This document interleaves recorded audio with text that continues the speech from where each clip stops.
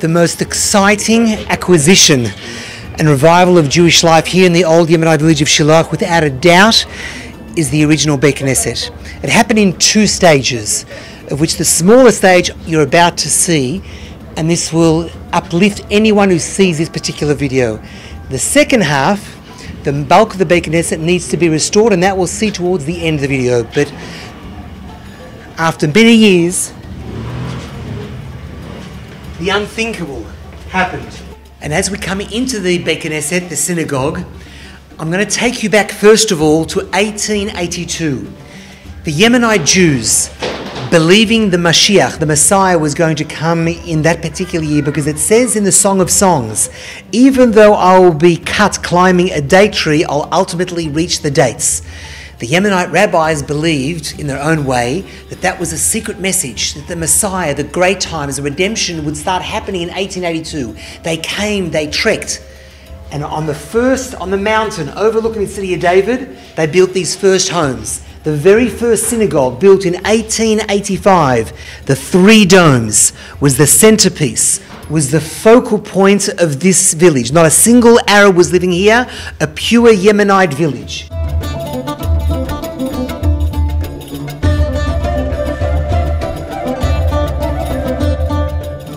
It was a thriving Jewish life throughout the area, but in 1938, everything stopped. The British took out all the Jews that were here. In fact, there was a British promise. This is the most important letter that one can have, where the British High Commissioner speaks about Jewish refugees returning to their homes. The British recognised that this village was not Silwan, but it was an old Yemenite village that the Jews lived here, a beautiful neighbourhood, but it was destroyed totally. From that to this, synagogue destroyed. But we knew that one day we would return. And so this picture, the picture of the Mori teaching the children the original synagogue with the arches, we knew we would come to. And in fact we did. A few years ago, and this is only one part of the synagogue, we managed to come back to this building. We found above the ceiling there was the original dome. We took off the plaster that existed on the walls of this particular room, and we found the original arches, the dome. This is the Mori standing here in front of this arch, and this is the arch. We did come back exactly to the synagogue. It uplifted the families living here. It changed the life in the Yemenite village, and this is only one part of the Yemenite, one part of the original synagogue called Ohel Shlomo. The bulk of the synagogue happened at a later stage. After a very difficult and long drawn-out legal battle, the courts recognised that this was a synagogue and the Arabs were illegal squatters. But now it's a massive restoration project, and now that depends on you, Yisrael, who wants us help to restore the original Yemenite synagogue. They came and they trekked in 1882 with ideology. We today are just going on in that same track, the same footsteps of those pioneers of Ale Batamar.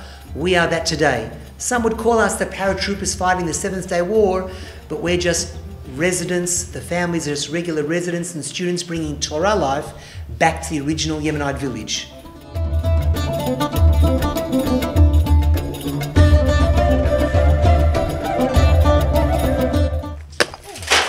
We came back to the old Yemenite village, and slowly but surely we took away all the illegal Arab building in order to expose the original dome. Now there's only a certain amount that we can do. I can take away some of the illegal building, but we need you to help us restore it. That's the next stage.